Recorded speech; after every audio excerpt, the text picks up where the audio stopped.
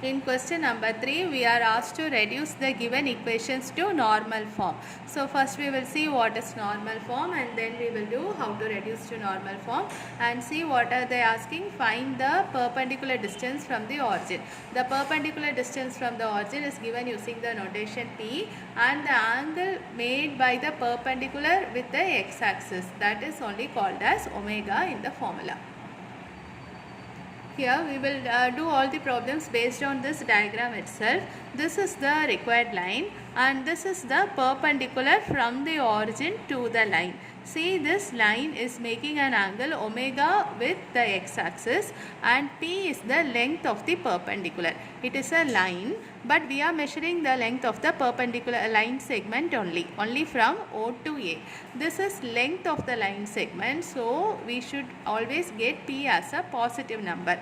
If we are getting a negative number, we should not use that. We should use the positive value for P alone. So this is what you have to remember while doing the problems. This is the given equation. We have to write this in normal form, means you have to turn it to this form: x cos omega plus y sin omega equal to P, where P is the distance from the origin of the perpendicular, or length of the perpendicular from the origin, and omega is the angle made by the perpendicular with the x-axis. So to find this, we have a formula. What we do is we take the constant term to the right side. Then this is the standard form of the equation. Here we take the coefficient of x as a and the coefficient of y as b. Here we should find square root of a square plus b square. When you find square root, we get 1 square plus minus root 3 square, which is 3. 1 plus 3, 4. When we take square root, we have learnt in lower class that we should always take plus or minus. But we will take only one of these options. We will take either plus 2 or minus 2, so that we are getting the value of P as positive. Now we suppose I take 2. Our method is to divide this equation by 2. If you divide by 2, what happens? You get x by 2 minus root 3 by 2y equal to minus 8 by 2, which is minus 4. Minus 4 is our value of P, but P we have seen already, it should not be negative. So we are not taking 2. We will take minus 2. So what do? We divide the equation by minus 2. We are omitting the plus 2 value. We are taking only the minus 2. So when you divide by minus 2, we get x by minus 2 minus root 3y by minus 2 equal to minus 8 by minus 2 is plus 4. So we are getting required positive value for P. Now this is cos omega according to the formula. X cos omega means cos omega is the coefficient of x.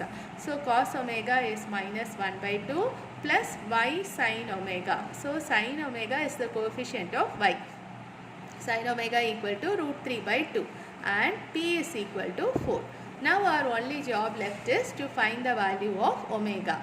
Forget about the minus sign for the time being. You see, you have cos is 1 by 2 and sin is root 3 by 2. So in first quadrant, which value is related to this? We get sin 60 degree is equal to root 3 by 2. So we will take the principal value as 60 degree. Then we have minus cos and plus sin. So it is suitable only for the second quadrant. Here only you will have sin positive and cos negative.